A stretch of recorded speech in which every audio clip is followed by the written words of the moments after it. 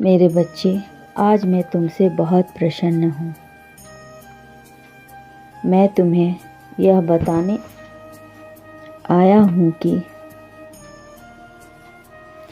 पूर्व समय में तुमने जो भी बुरे कर्म किए थे, उन सब की सूची खत्म हो गई है। तुम्हारा बुरा दौर अब समाप्त हुआ। तुमने अपने सभी बुरे कर्मों के फल को भोग लिया है।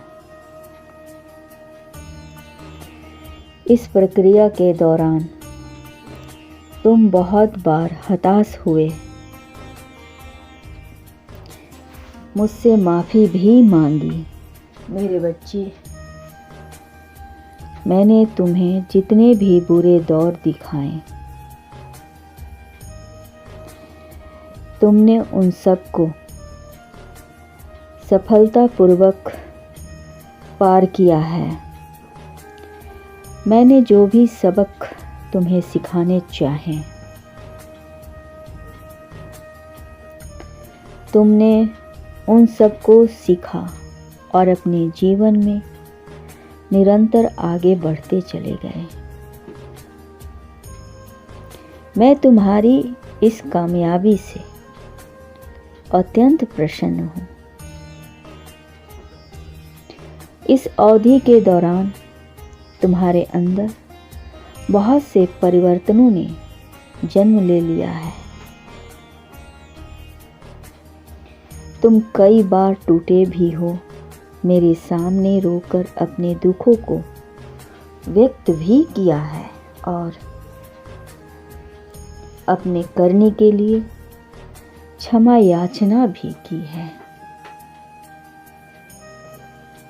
महादेव जी कहते हैं, आगे की बात जानने के लिए 555 टाइप करें और हर हर महादेव लिखें। ऐसा करने से तुमने अपने उन्नति के द्वार खोल लिए हैं। मेरे बच्चे, हम सब कभी न कभी अपने मार्ग से भटक जाते हैं। बुरे रास्ते इंसान को अपनी ओर आकर्षित कर लेते हैं, परंतु आपको अच्छे और बुरे कर्म में फर्क समझकर अपना चयन करना चाहिए। इतना विवेक तो हमने आपको दिया ही है। मेरे बच्चे, हर बुरे वक्त में थोड़ा विवेक से काम लिया करो।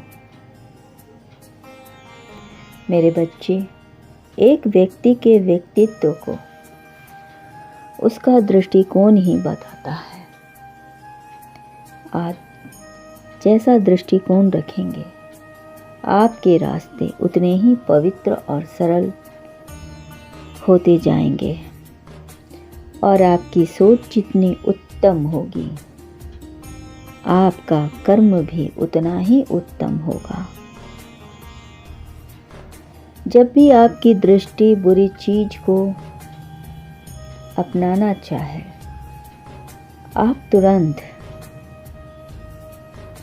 अच्छी बातों को स्मरण कर लेना, ताकि आपसे कुछ गलती ना हो।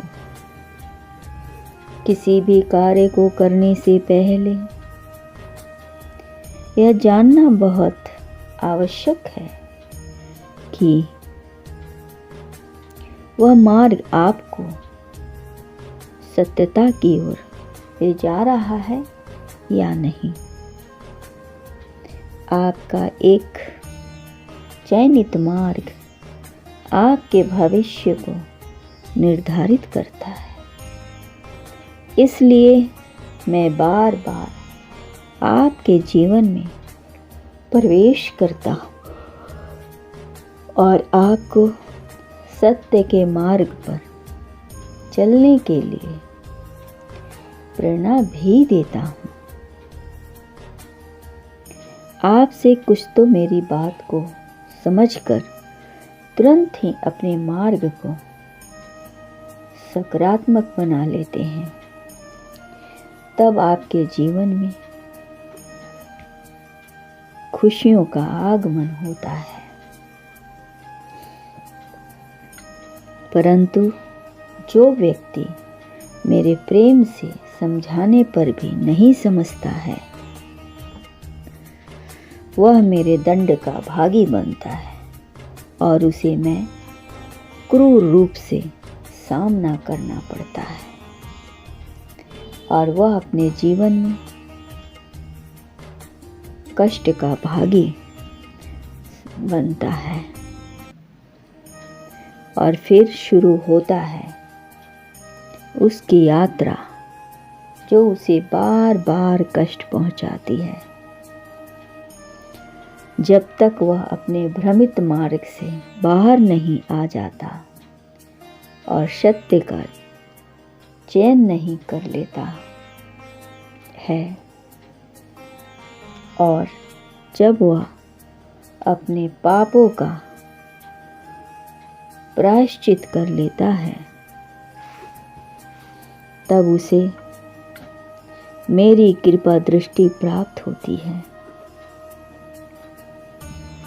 और आज आपने इस कठिन यात्रा को पार कर लिया है तथा पुनः आपने सत्य के मार्ग पर अग्रसर हो चुके हो। मेरे बच्चे, मैं भेंट स्वरूप आपको अपना मनचाहा वरदान देना चाहता हूँ। आपकी जो भी इच्छा है वो अगले 24 घंटे में पूरी अवश्य होगी। आप हमेशा सत्य के मार्ग पर यूं ही बने रहें और अपने से जुड़े सभी लोगों का भला करते रहें।